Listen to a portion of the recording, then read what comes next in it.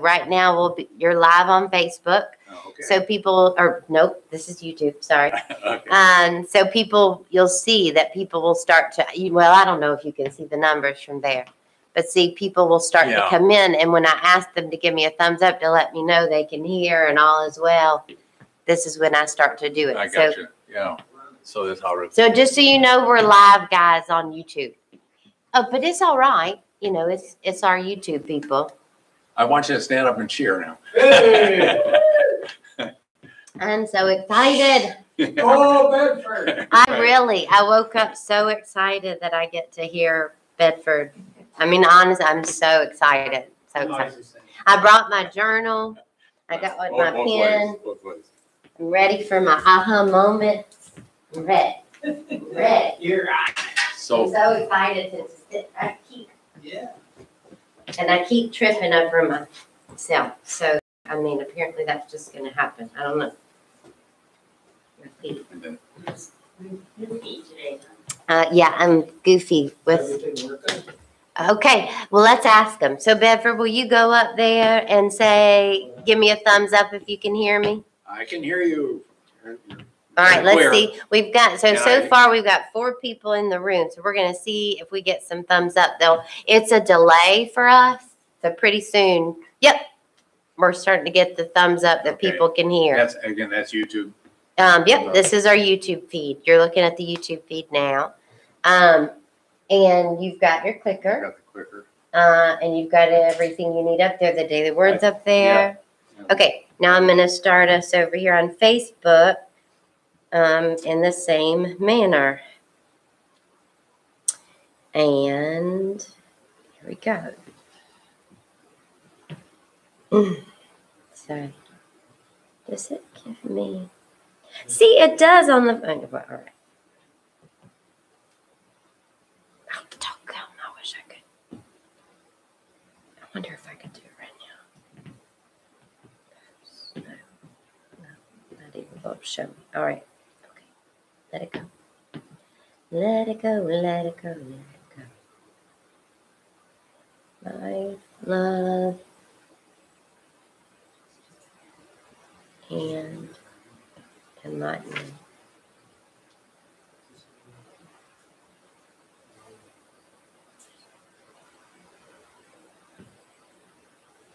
Bedford, do you mind if I tag you in this post? What do you mean now? So if I say, I could just write with Bedford in the title, or I can do a hyperlink that literally tags you and says, it's Bedford, everybody. Sure, whatever. Okay. You decide. Okay. It's nice to have an audience. I know. The problem is if you sneeze or cough, happen to look away. Actually, that's or put thumbs down or something. Yeah. Oh, I can't tag you because you don't have a public page. Never mind. It's all fine, though. Yeah, he does. It's all good. That's right. It doesn't matter what I'm saying, does it? I kept saying gobbledygook, gobbledygook. All right. We're going to go live. Hold on. I'm going to move this. Oh, I'm so excited not to be in front of the camera. Oh. I'm literally trying to avoid that because it feels so good to not be on it. I mean, it feels good to be on it when I am, everybody. Because they can hear me talking. I love it. And I feel real grateful not to have Bedford. My adrenaline is running now. Good. You nice and nervous? It's the mic front. Give it a go. Okay, let's. Yeah, you just look at us, our encouraging faces. You'll be. Yeah, I'll tell you, Bedford, when it's an empty room, there's nothing quite like it. Yeah, it's nice. You feel a little insane. You think, is anybody out there? Anybody in here? Yeah. That's gotta be weird.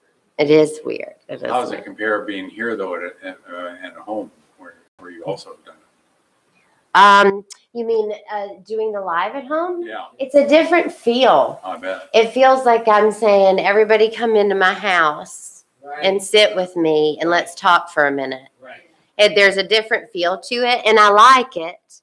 And I think that there's a lot of purpose. So we're live now on Facebook. But, I'm moving you all around. Yep.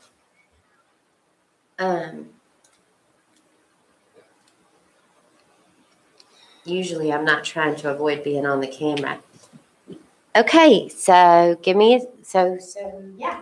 So if you'll just keep an eye on the clock, and you can, what I try to do though is give everybody a minute to come in. We've got 6 of our people. It's a nice Memorial Day weekend, so I don't know. Yeah. And I'll tell you, there's a lot of people are Sunday viewers, but they don't necessarily do it when it's live either. Oh. So, Okay. you're going to be watched for the next week. Okay. You're going to be off living your life, and Okay. people are going to be hearing this message. So, Okay. it will live on and on and on. Well, right now, we're just waiting for everybody to join us.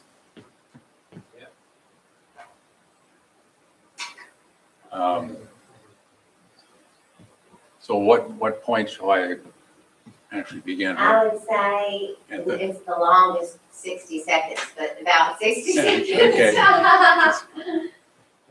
About 60 That's seconds. pretty accurate. Yeah, good.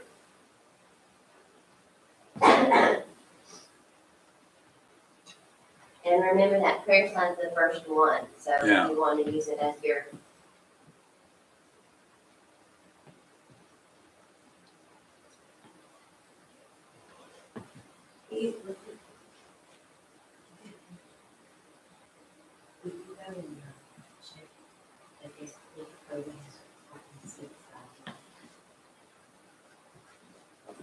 Because my phone's being used. We're about ready to begin.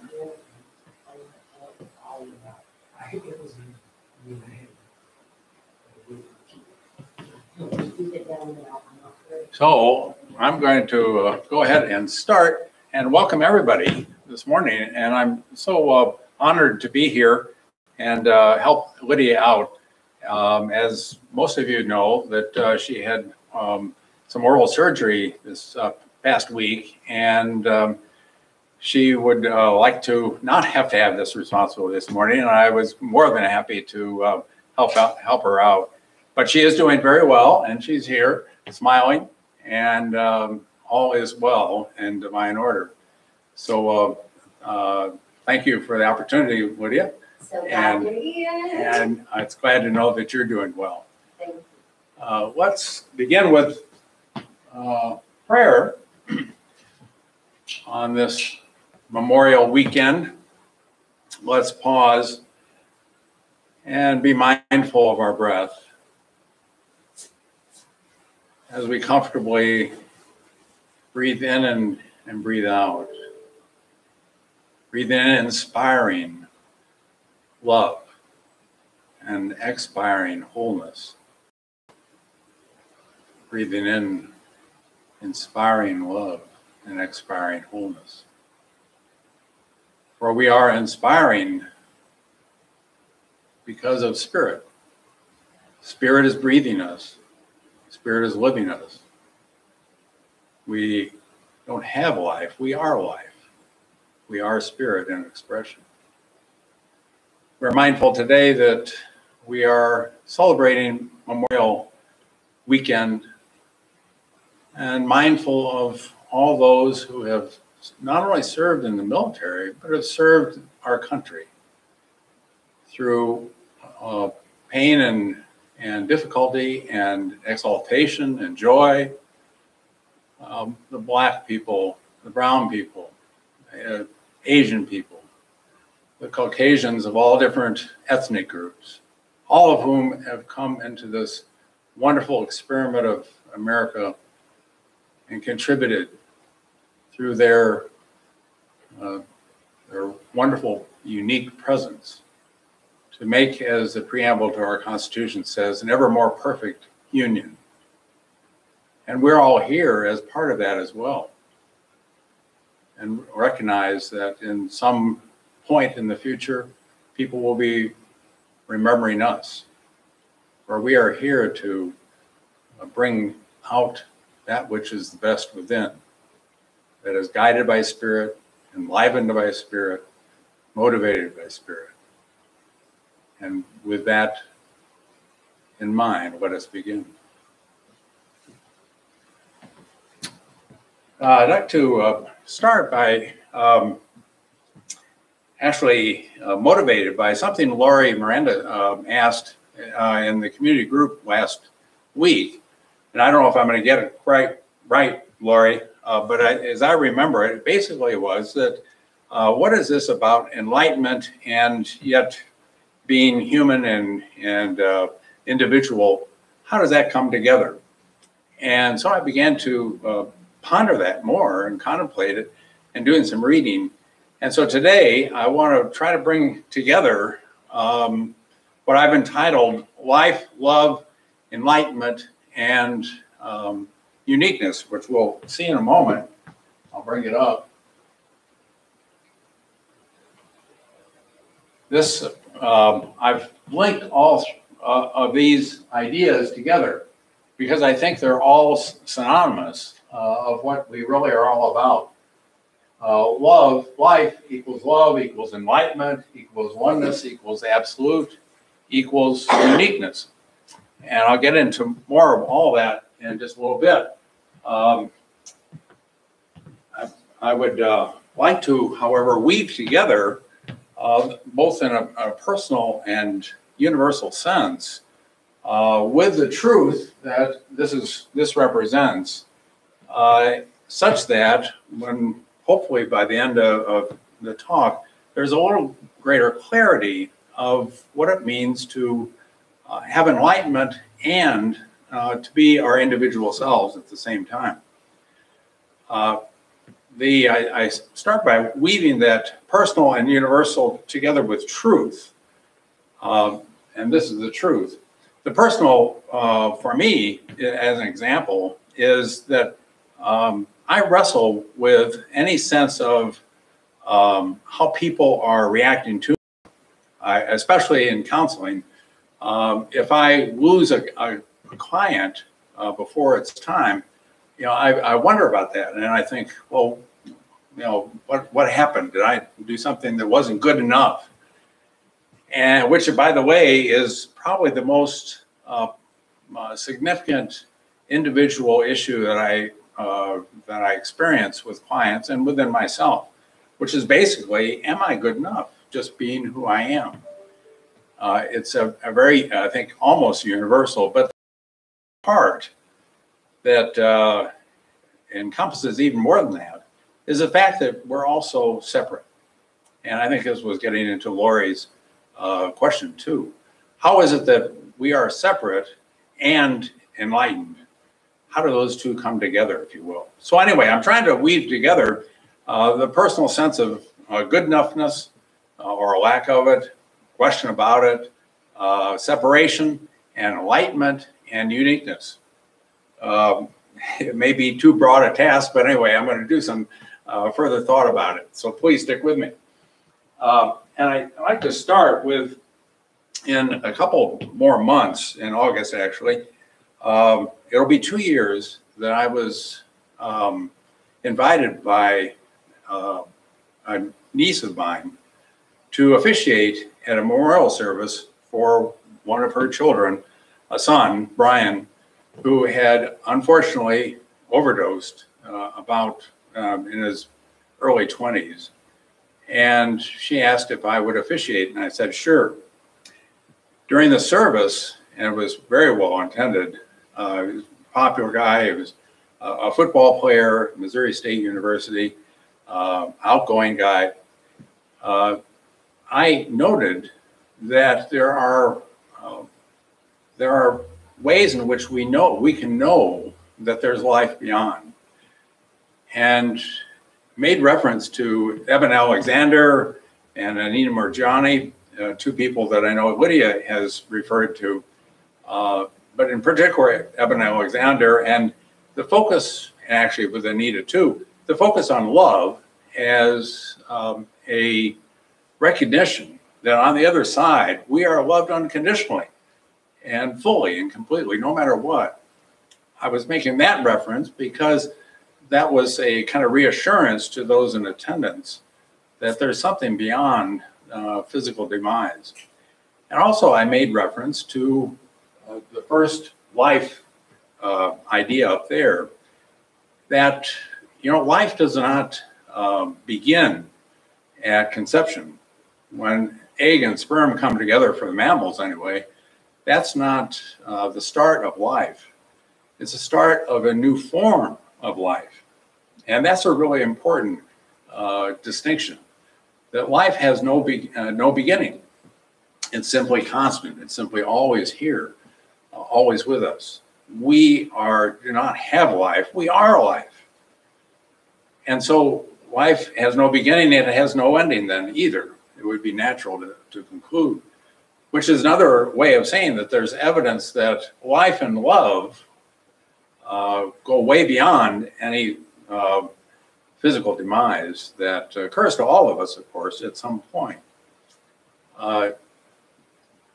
So that is a really key factor in trying to come to grips with that there is something common to all of us that transcends anything of the physical, anything of the psychological for that matter too. That is eternal, that is infinite. And life and love are two of those qualities that are infinite. From that point, I think we get closer to what it means to then be enlightened. You know, in Unity, the first principle is God is all in all, that there is only God. And that means there is you and me and everything else that is God, God in expression. That's how fantastic it is to be in this form, in this incarnation, if you will. Well, that is really what enlightenment is about, is to recognize the true face of ourselves, that we are God in expression. There's a quote by a psychotherapist, David Benner is his name, wrote a book, Human Being and Becoming, and in it he says, "Spare me perfection. In its place, give me the wholeness that embraces all of me as I am, just as I am." And I think that's a really neat idea, that we don't have to be perfect, but the idea that our ego claims is that, but you got to do better, you got to do better, you got to do this and you got to do that just right. And if you don't, and if it's not recognized as such, somehow it's lacking, there's some deficiency. And then our sense of value and worth from our ego standpoint is questioned. And then the ego's dictum is seek but do not find. So we always are seeking to be somehow better through our doing, through our actions, through our behaviors, through our habits, without ever finding other than temporary satisfaction, because the doing is never going to be perfect in itself. However, the Spirit is coming in and saying, wait a minute, don't worry about that. You are perfect, just being who you are. And that is the true self. And I'd like to read a quote, or a little bit of a section, I suppose, from The Wild Unknown Archetypes Guidebook by Kim Kranz. As a group of cards that you can pull out and read about the different archetypes. This one is on the self. And it is the true self that is our beingness. And our beingness is perfect. There is nothing wrong or deficient or defective in our beingness whatsoever. But our doingness, if we have to try to prove ourselves, is always going to be inadequate. We have to be mindful of who we truly are, which is the true self. And let me read from this. It says the self. The self is a prism that allows the spectrum of our personalities to radiate. It does not judge, prohibit, suppress, or oppress any of its parts. as it lovingly knows that all aspects have a time and place, and leads us to experience the full breadth of life's offerings. The self is a central abiding container, the awareness of the infinite universe of possibilities. When this card appears, and you would pick out a card that would have this on it, when this card appears, it is a call to step back in to witness consciousness, to observe yourself navigating the world. Ask yourself, am I the stew or am I the chef? In most situations, our ego draws us into the cauldron where we swirl, spin, and smolder in chaos. Yet the self is a graceful culinary dancer, watching, waiting, observing as the spectrum of ingredients becomes the flavor of our life. Look in the mirror for 30 seconds or more. Attempt to see the you behind the you. That attempt is the true self, and that is the enlightenment. And there's only one true self, and yours true self, my true self is all one, because that is one with the absolute. But then what about the fact that we have separation? And let me go up another.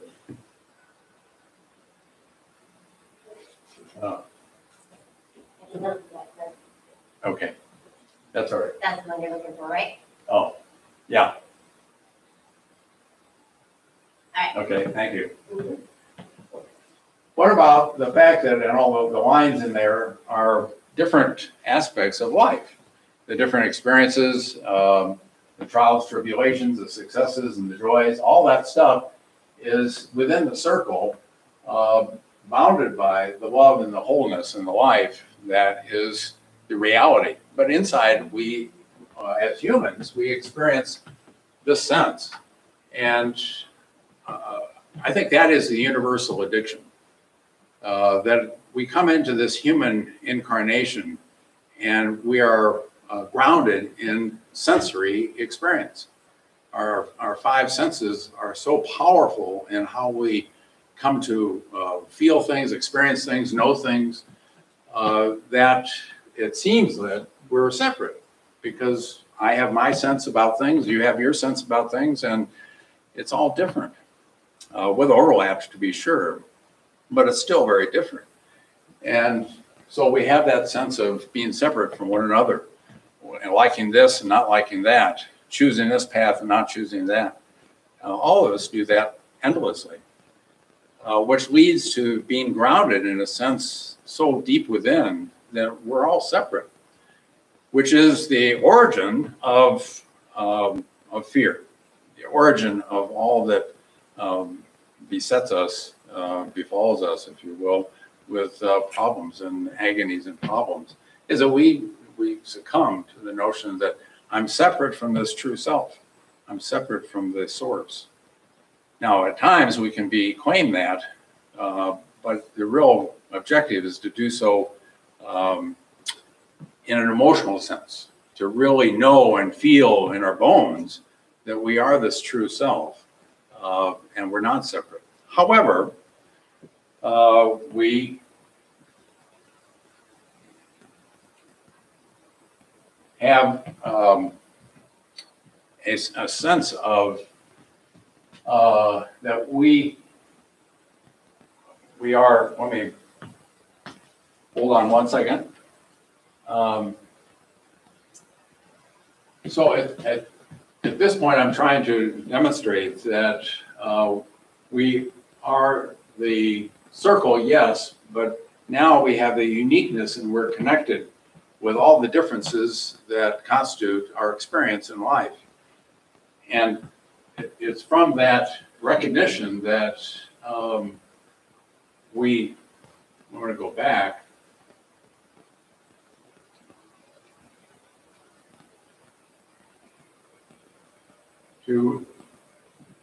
As we recognize that we are one and we are one with the absolute, we also cannot stop at that point. That's the source of the true self is up here at oneness and absolute. But the actual fact is we continue to exist with a sense that we're different. There's distinctions, to be sure. And that is grasped, if you will, by uniqueness. And that's what I would want to stress this morning, is that we are simultaneously our true self, the one self that we all share, the God self. And then we go one step further beyond that into the recognition that we're all unique. Unique is not the same as falling into the trap of separation, or it's not the same as falling into the trap of being me being one thing and you being another thing, even though that can be incorporated as such. But uniqueness is the recognition of the fullness, the completeness of the true self coming through in a personal face of God that each of us is. You are the personal face of God. That is your uniqueness. And it is through that then that we can claim to engage the world as ourselves without falling in the trap of separation.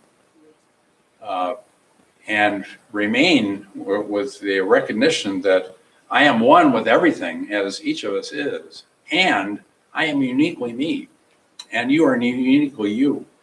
And that is needed by God to fulfill the infinity of possibilities. That's how precious it is to be each of us. God, or the Supreme, or the Absolute, needs each of us to be who we are in order to fulfill the intent of creativity, of infinity, of the pleasure of discovery. I'd like to read something from, that's a quote from a philosopher who's no friend of religion, but he's very profound, Friedrich Nietzsche. Yeah. And he says, at bottom, every man, woman, knows well enough that she is a unique being only once on this earth. And by no extraordinary chance will such a marvelously picturesque piece of diversity in unity as she and he is ever be put together a second time. That's, you're here because there can never ever be another you. And God needs each of us, the Supreme needs each of us to be that personal face of God as we uniquely are. Now, there can be overlap in terms of how we go about expressing it. For instance, my passion, if you will, is my sense, my soul's expression is to be love in as much of my life as possible. Now, I think many other people, many including that are watching, might say the same thing. But there's always a unique way of expressing the love that each of us is. And it's that uniqueness that is important. Not that there's an overlap, but rather how each of us goes about it is irreducible. And it cannot be, is incomparable, cannot be replaced. So who you are in your uniqueness is absolutely required to be here in this earthly experience as you are, not as you think you might be. I'm also mindful of a quote from the Italian director, well-known director Fellini. And he said that the oyster's pearl is its autobiography. I think that's a really neat idea, that each of us is the pearl. That is our true autobiography. That is our uniqueness. The uniqueness is is our pearl. And that is our true autobiography. So what happens then to my personal issue of am I good enough, and the universal issue of separation?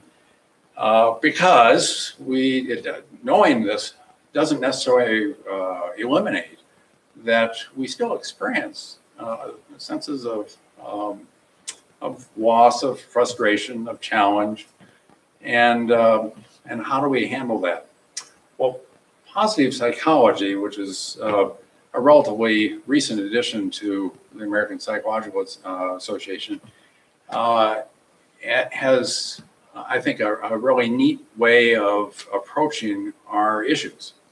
Instead of looking at it from the standpoint, and this is not to diminish that we need to oftentimes look at our shadow side, but rather we take that so seriously that we oftentimes just overlook the wonder and the beauty and the goodness of who we are. And so it's a place out in California that does a lot of studies in positive psychology, has developed a technique of developing humor at our issues. If we can start laughing at our issues, we can start noticing that it's not the be all and end all. Actually, the brain creates more oxytocin and feel good. And the issues that we otherwise might be so focused on begin to actually shrink. So I would endorse and suggest that you might try looking at any of your issues humorously. So if I take a look at my issue of am I appreciated, am I good enough in what I do, and begin to take a way of thinking about them that is actually humorous. For instance, exaggeration is one of the ways to do that. And so I exaggerate, well, nobody loves me, nobody likes me, I can't do anything. And it begins to just, just crack a smile, because that's absolutely not true. And I know that, and you will know that. But as you treat your own issues with less seriousness and more humor, they actually begin to fade. And you actually are changing your brain structure in a good way. Plus, you get the pleasure of a lot of oxytocin, which is nice, the feel-good chemical. So I would suggest that you try that out. So in wrapping up, I would go back to this and say that as we recognize that life and love are eternal and expressions of the absolute, leading to the recognition of our true self, which is the oneness with God always and forever. And leading then to a recognition that beyond that comes our uniqueness, that we're here for a reason. We're here to be uniquely who you are, who I am. That brings clarity and fullness and harmony and joy and bliss, if you will, because that's how absolutely rapturous, if you will, it is to be incarnated as in a unique way that each of us is. So with that, we'll stop. Awesome. So grab your clicker. Yeah. Okay. Thank you. Hello?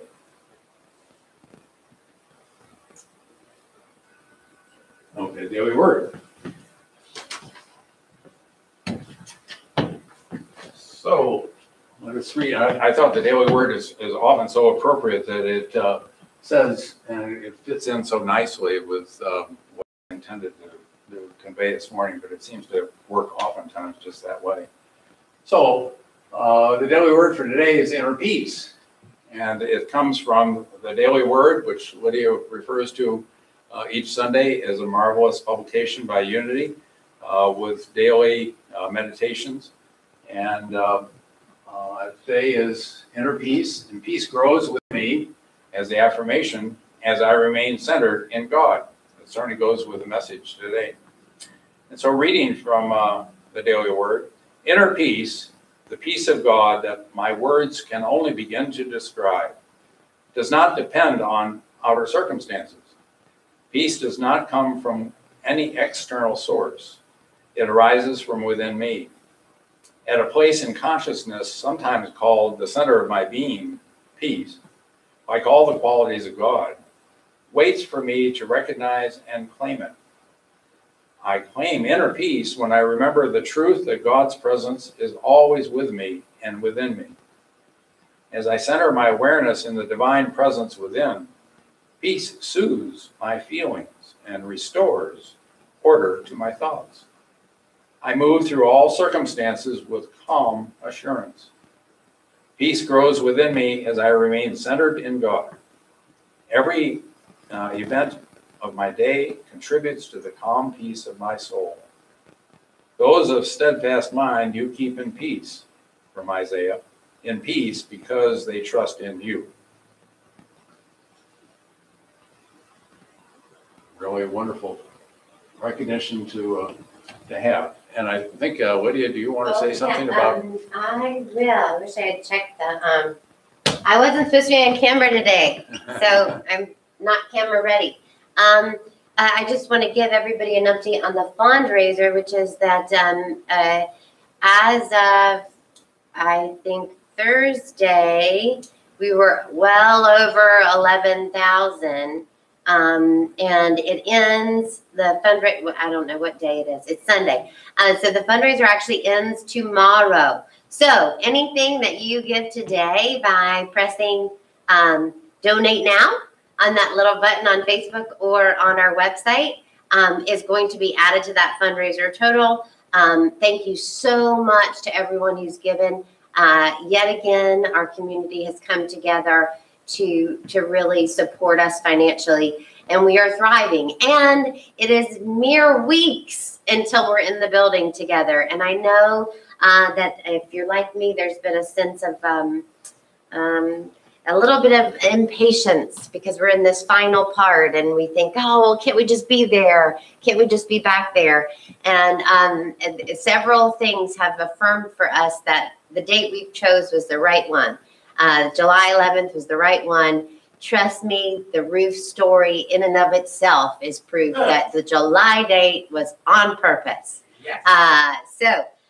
Everybody, just know that thank you so much for all that you've given with the fundraiser. I'm sorry I can't give you an exact number, but we'll have that for you in next week's email blast. And so next Friday, we'll have the exact total number of the fundraiser to give you. And we're still looking for that teacher's assistant. Guys, please pass this on.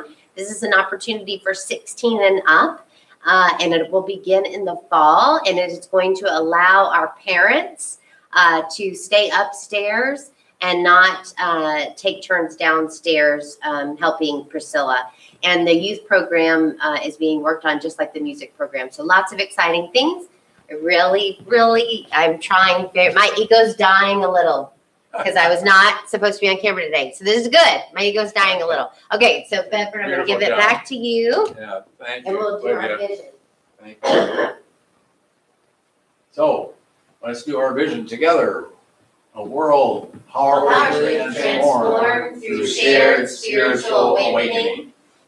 And our mission, together, Advancing the movement of spiritual awakening and transformation. Through unity, a positive path for spiritual living. And our values. Abundance, acceptance, community, diversity, integrity, joy, and love.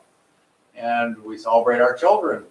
Unity of Appleton sees the divinity in all children and nurtures their unfolding spirituality. And as Lydia typically does, holding the plate in our lap, mindful of being able to give. And I'd like to share another quote as we enter this part of it from another philosopher, Bertrand Russell. And he says that the good life is a happy life. I do not mean that if you are good, you're happy. I mean that if you are happy, you will be good. And I would like to suggest that. Can you say that again? Sure. The good life is a happy life. I do not mean that if you are good, you will be happy. I mean that if you are happy, you will be good. Yeah, good. Nice. And in that vein, I'm thinking of being in touch with what makes you happy. It may be a laughter, it may be in something else, but that you can feel a deep down sense of well-being within you. Because out of that deep sense of well-being, of happiness, comes the overflowing givingness that is within each of us. We don't give out of obligation, we give out of abundance. And that happiness is a way to contact the abundance that we are. So take a moment as you're aware of what makes you happy and therefore abundant. And therefore giving abundantly.